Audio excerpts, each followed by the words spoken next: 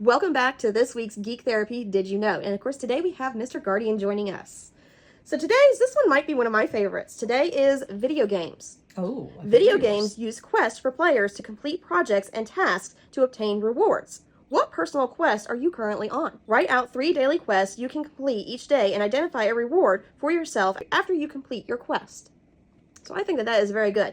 I hear a lot in the outside community, so everybody who's not neurodivergent, everybody who's not in the wonderful geek community, who tend to think, oh, you're just playing video games, you're rotting out your brain. It was something I kind of grew up hearing from a lot of people, a lot of family members. Yep. And I think video games have been taken out of perspective with that. I think video games, very similar to one of our previous videos on this, is a way of learning how to cope with day-to-day life. You know, quite often, you can't slay the bad guys in your day-to-day life, unfortunately, but you can slay those demons and those horrible tasks in your video games. Whereas you can't do that in day-to-day life. Unfortunately, you get locked up in prison for doing that. Yeah. And that's not really a good idea. So I don't recommend that. However, I think that in using video games for that, it helps you find a way to conquer those issues, to conquer those troubling tasks, those demons that you deal with. And those demons necessarily aren't a person or people at all. It could just be a situation. A situation. You know what? You're not happy with your current job, but you haven't found a better solution. So that job would be your demon. You still have to work. You still have to go there because you have to put food on the table. You have to bring an income in. But you use your relaxation time at home to play your video games and help you keep your sanity to go to work the next day. Very true. Or maybe use your video games to look forward to for getting through that day.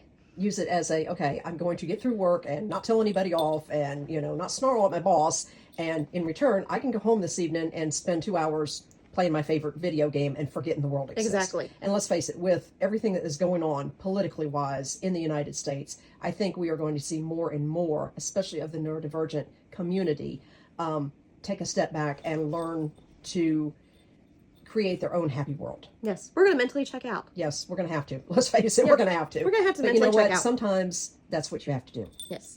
On a smaller scale with, the whole thing with this video game on personal quests and daily quests, I think that this can be taken to a much smaller scale.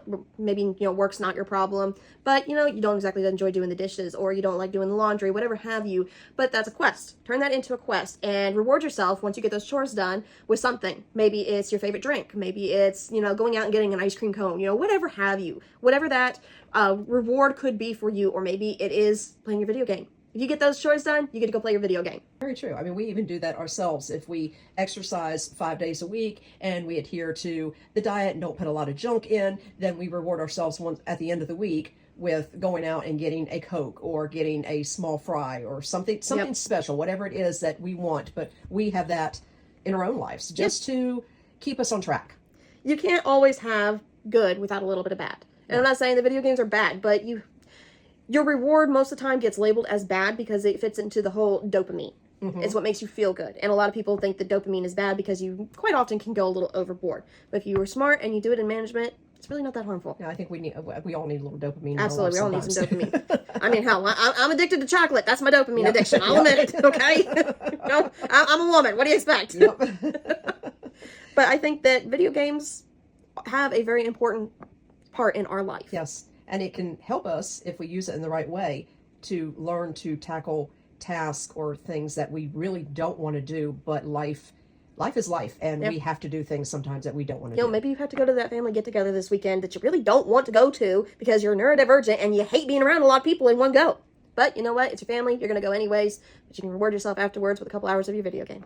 So what did we learn? So today we ended up learning problem solving, self-exploration, and coping skills. Okay. Which I think we all could use a little bit better on all those. Yes, definitely. So check out your Geek Therapy today and let us know.